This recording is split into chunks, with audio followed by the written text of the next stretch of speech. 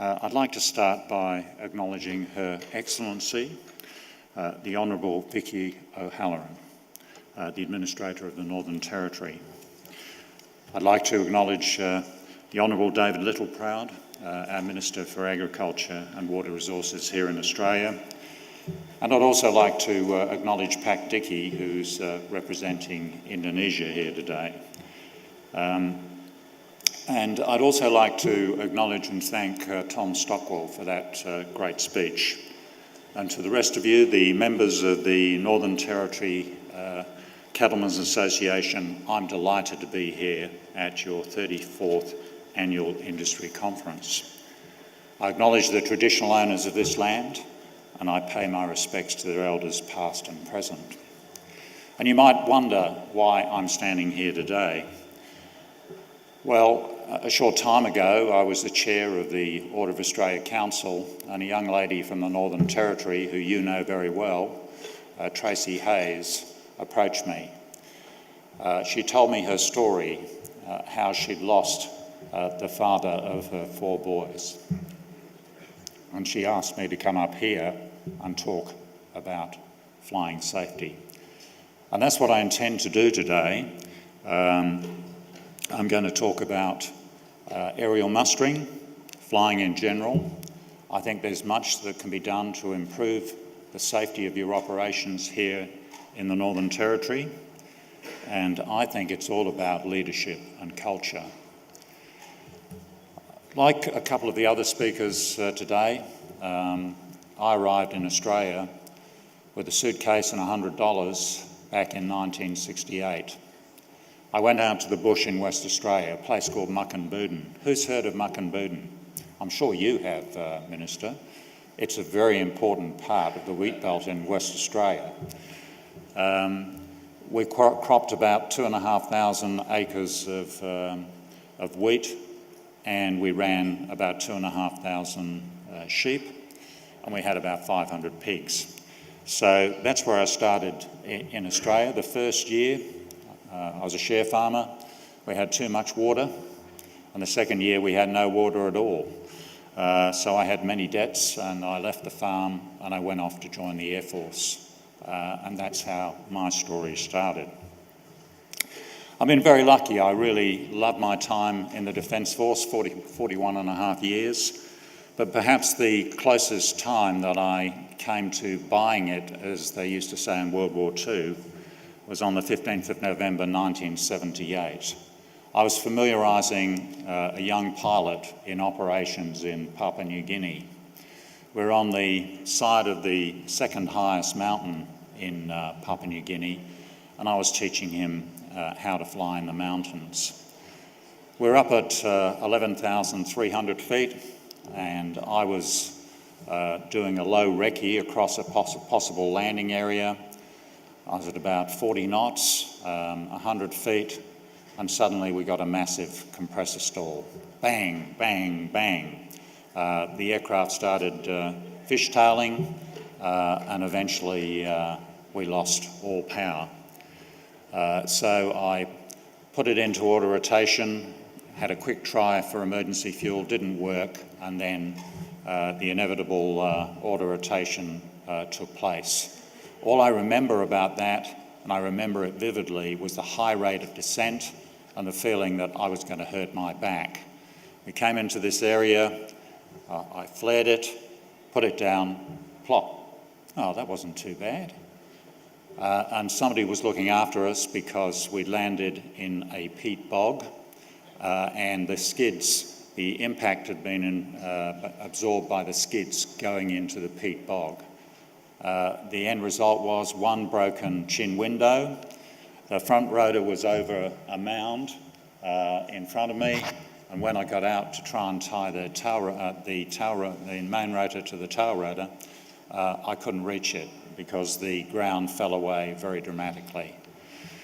So I just say that because I know it sounds like a funny story, but it wasn't on the day, believe me. I just couldn't believe it. And a couple of things I thought about in the context of where I'm going to go today. Was it necessary for me to be doing that training at that altitude? Answer, no. I could have accomplished the training objectives much more safely, much less risk, at about 10,000 feet, where there was a perfect area to do that sort of training. Did I assess the risks? I assessed the risks in part, but I would say, on balance, I really didn't think about the reduction in operational, safety and power margins. And consequently, I was in a situation where I got away with it, but it could have been a different story. And lastly, were there any technical issues? Yes, there were. The Air Force Loggies had decided to buy new blades. They called them field replacement blades, and they were under spec and they didn't work well at high altitude. So I start the presentation with that short introduction. Let me talk a little bit about the Air Force journey, because I think I can use that to give you a way forward in terms of improving your aerial mustering and general flying safety. 104 years ago, in 1914, we had the first military flight in Australia.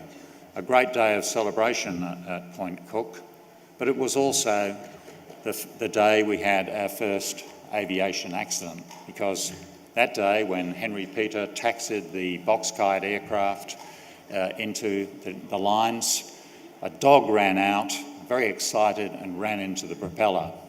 Dog, no more, and of course the propeller was Category 5. Had to be replaced, they had to wait for a replacement, so the aircraft was out of action for a long time. That's how it started in the military aviation community in Australia. And if we fast forward to World War II, you would know that if you joined the Air Force in World War II, you had a 1 in 3 chance of being killed in training. If you got through the training, the odds then changed dramatically. You had a 2 in 3 chance of being killed in combat.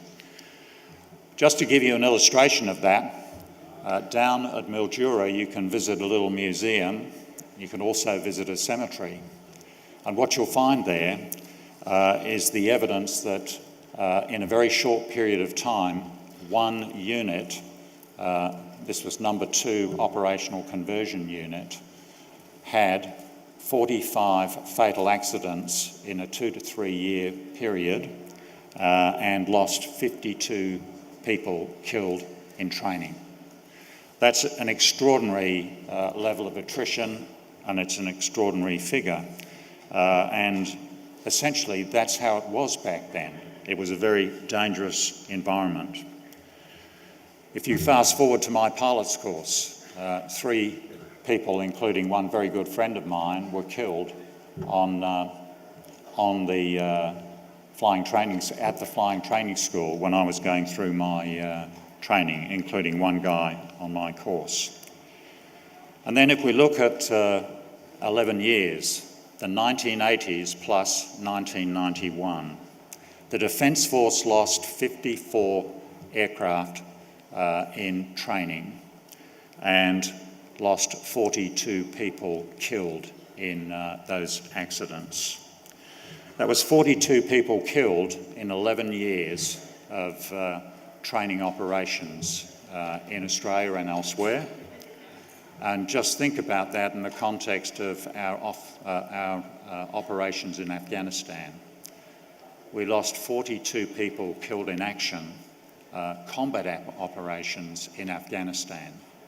So the attrition rate in flying in the Royal Australian Air Force in the 80s and 90s was higher than the attrition rate that we sustained in Afghanistan when we were fighting an enemy that used to put bombs, improvised explosive devices in the tracks we used, engaged us in combat and so on. It's quite dramatic. And then On the 18th of April 1999, we had an F-111 fly into an island in the South China Sea, and I remember that very vividly. I was up there at the time, and here we are 19 years later, and the Air Force has had no fatal accidents. They have lost nobody, no aircrew in flying, not only in the peacetime environment, but on the very many operations that we've conducted in very hazardous areas around the world, particularly Afghanistan and Iraq. Why do you think that's happened? Perhaps I could ask somebody in the audience. Why do you think we got this dramatic change? What happened? Well, let me take you through what I think happened, and I think there's considerable evidence to support what I have to say. It was all about leadership and culture. The leadership, I remember it well, way back when Air Marshal Les Fisher stood up and he said, "I have a vision, 0 fatal accidents." Everybody in the audience said, "Oh, that's impossible.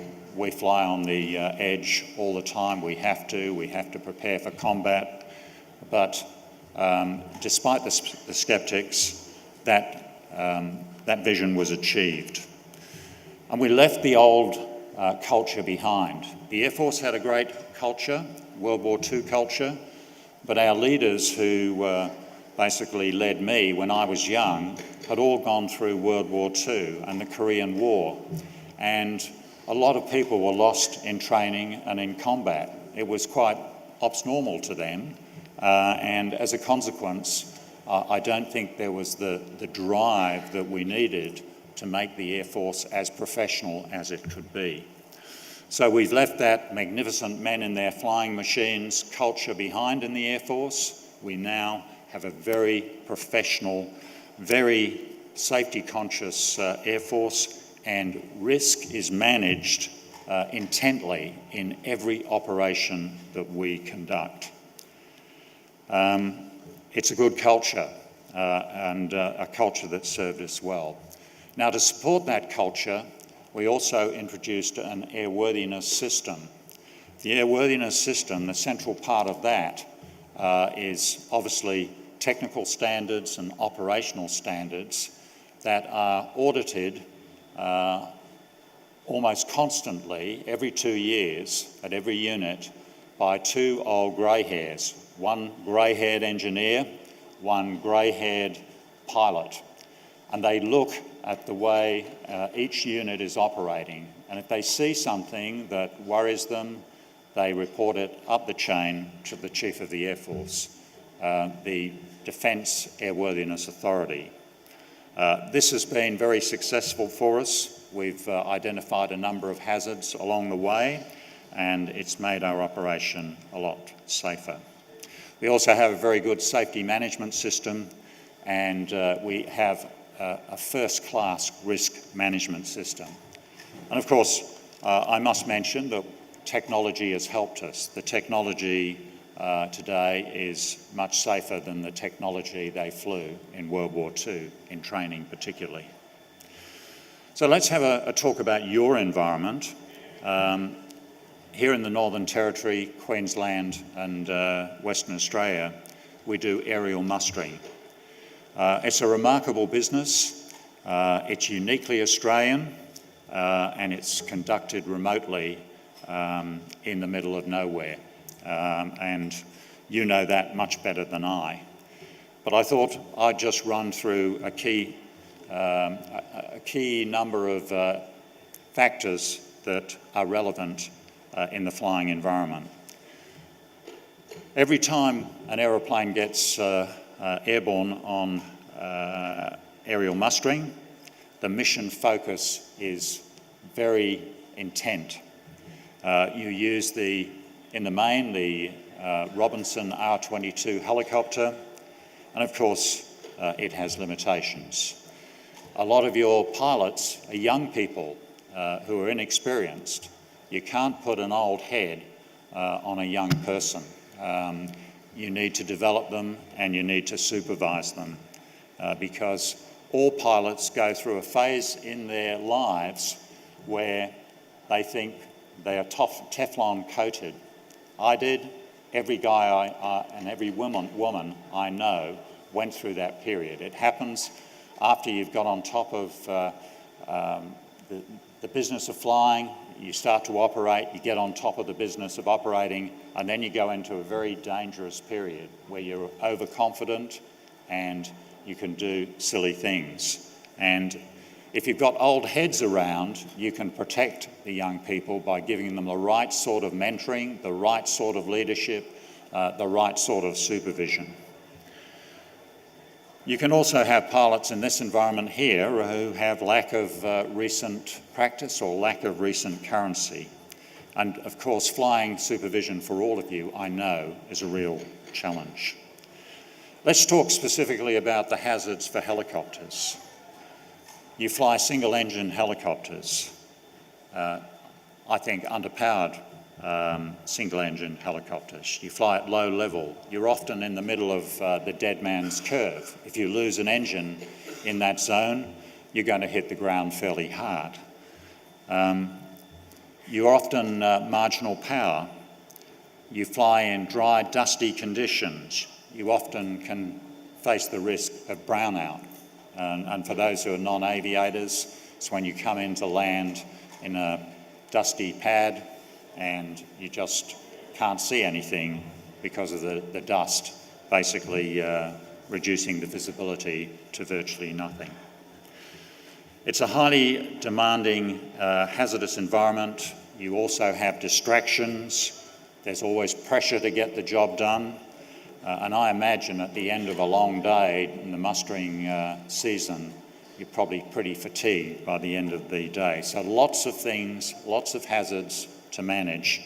And I note that the Robinsons, there's a large number of accidents where people flew into terrain.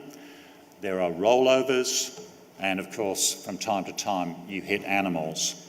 And I saw one of the reports which suggested that one of the cows had reared up, got the horn under the skids, and the cow was all right, but the helicopter was damaged and rolled, and the pilot sustained minor injuries.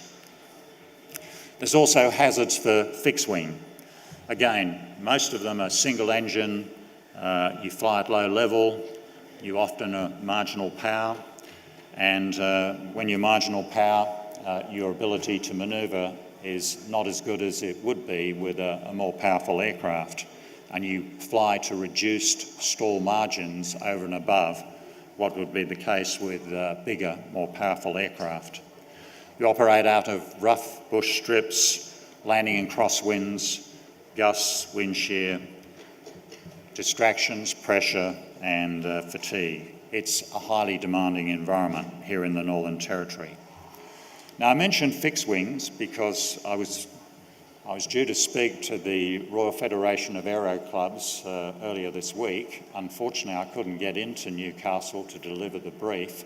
But what I was going to talk to them about, this is all the chief flying instructors in the aero clubs in Australia, I was going to talk to them about stalling and spinning. Do you know we've had 11 people die in Australia in the last 12 months because pilots got into aerodynamic stalls close to the ground? Perhaps the one you've seen most of, or the two you've seen most of, one was the amphibian aircraft at Perth. You might have seen it on TV, where he goes into a tight left-hand turn, pulls it into a stall. Because, of course, the stall speed goes up quite dramatically if you pull hard into the turn. You're pulling G. At 2G, your stall speed is close to double what it would be in normal static flight.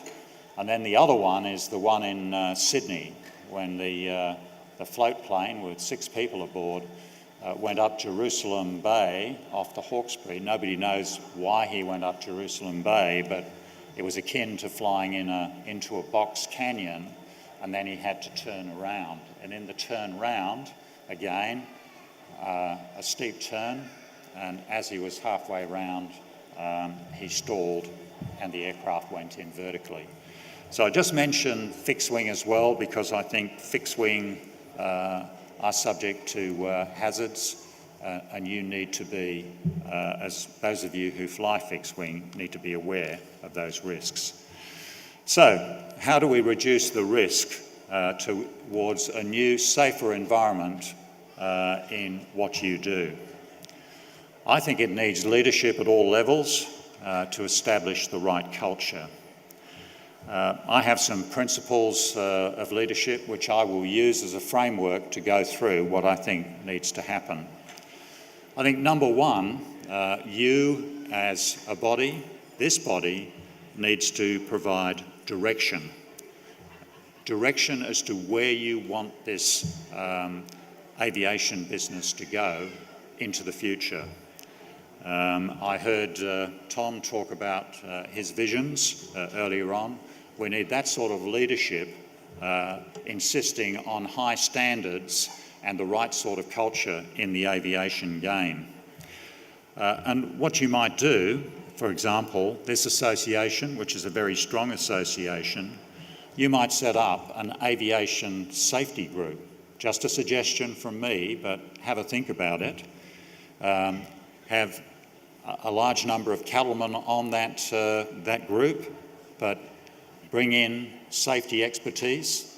There's some really good safety experts out there in the community, and invite CASA, the Civil Aviation Safety Authority, along, invite the Air Transportation Safety Board along, and be represented at the highest level, so that you can, every 4 to 6 months, on your agenda, have a look at what's happened operationally, what sort of incidents might have occurred, what sort of lessons learned are out there, and then provide the necessary direction down to all of your membership as to the best way to avoid some of these things that have happened. In other words, apply initiatives to improve safety and risk management in an optimum way.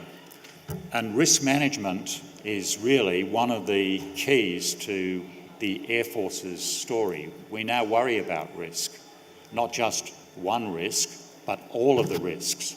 And the risks can extend to the fuel you use, the compressor blades that you have on your helicopter. You can review, I guess, the circumstances to enhance your safety, identify the risks, and go from there.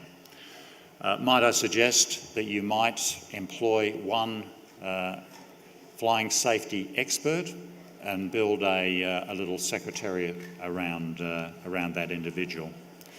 So I think that would work.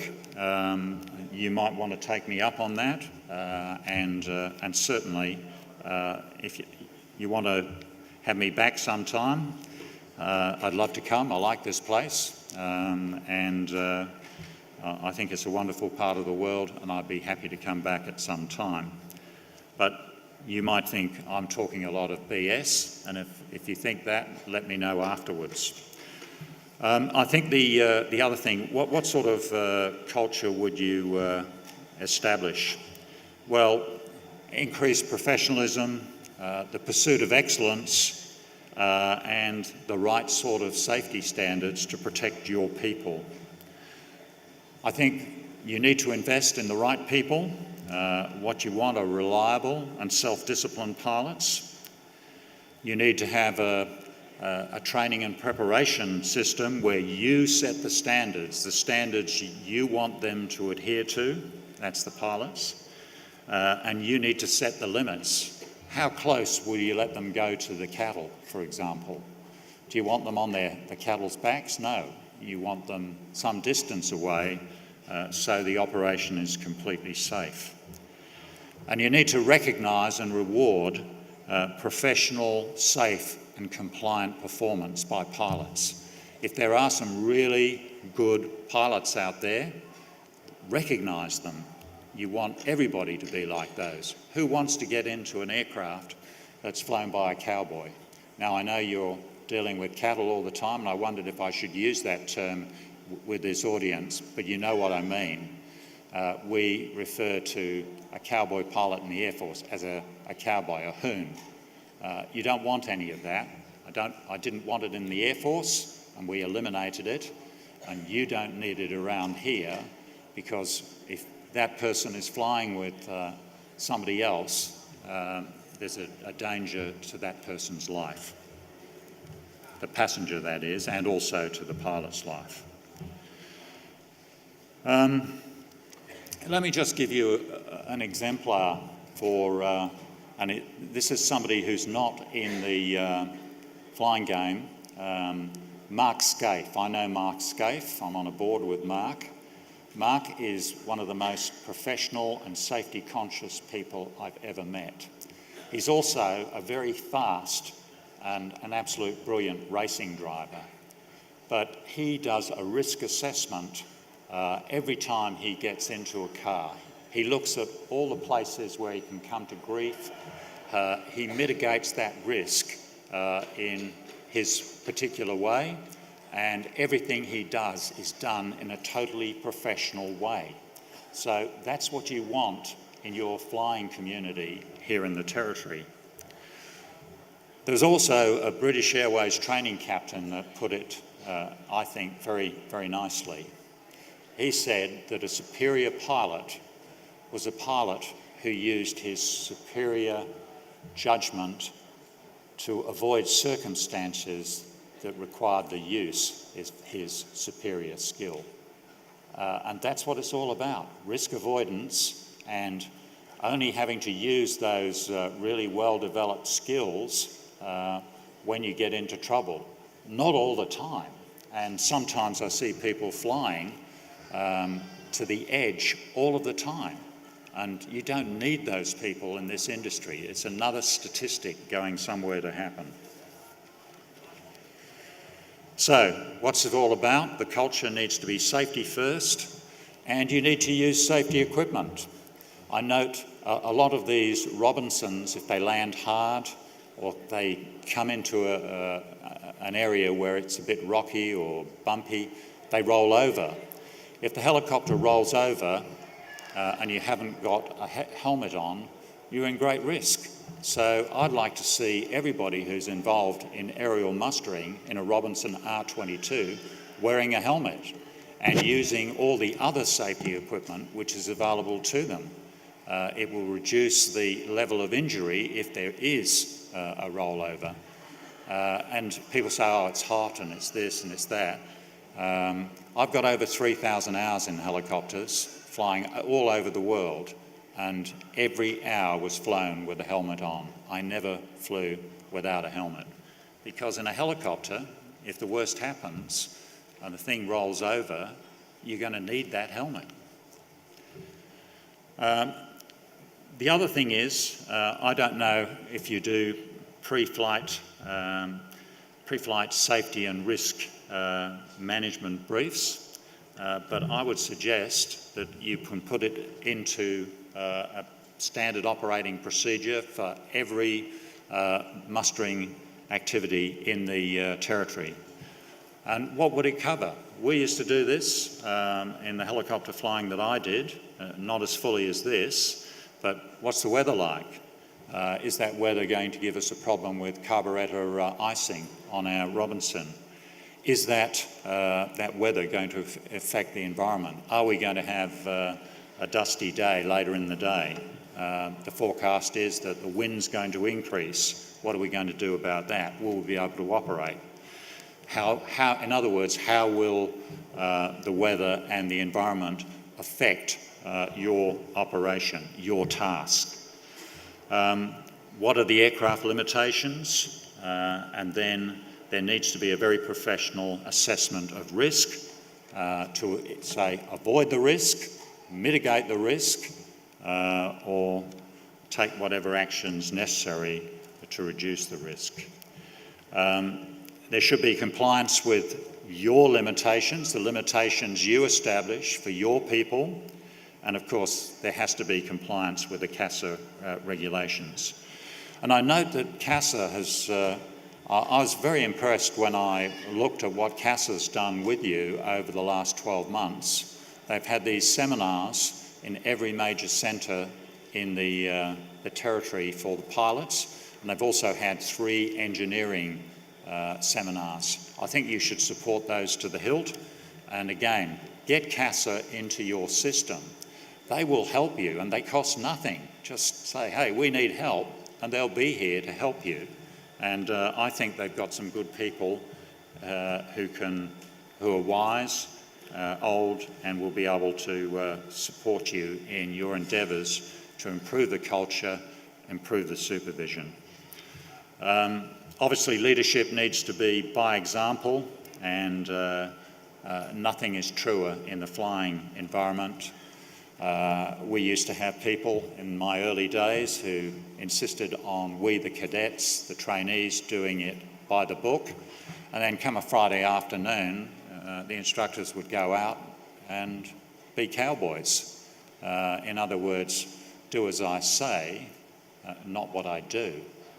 What you need to be is a do as I do example to people in the flying game. Communication. Obviously, communication's always done face-to-face, but what about developing some checklists, some standards? And one of the things that we did in the Air Force, we wanted to change a culture away from a love with platforms to putting people first. The way we did it, we got all the senior people in the Air Force to sign a compact which listed our priorities in terms of putting people first, our values, and the behaviours that were required by everybody who was in the Air Force. And then the key thing was, after you'd read that compact that had been developed in a very consultative way, you have to sign it. So once you sign something like that, you're signing to a particular way of doing business. And you could use something like that to get people to sign up to the culture that you want people to use when they fly your aeroplanes, or they're flying their aeroplanes in support of you. Relationships are absolutely crucial, always. I always say, I've never seen anything good come out of an adversarial relationship. So you need to have constructive and trusting relationships with CASA and the other people who can help you develop these behaviours, these skills, and this cultural approach. Ladies and gentlemen, that's all I've got. I was asked to do something that would basically confront you, maybe make you think about the way forward, but I hope it helps you. I'd like to see that accident rate, and if we have a look at it, the accident rate in aerial mustering is higher than anywhere else in the community. In 2017, 5 accidents, 1 serious incident. 2007 to 2016, 15 fatalities. And in terms of the accident rate, it's 53.3 accidents per million hours, which is the highest accident rate of any sector in the Australian aviation community. So, good luck. I hope what I've said helps. And again, it's always good to be back with people who are the lifeblood of this country. Thanks for what you do.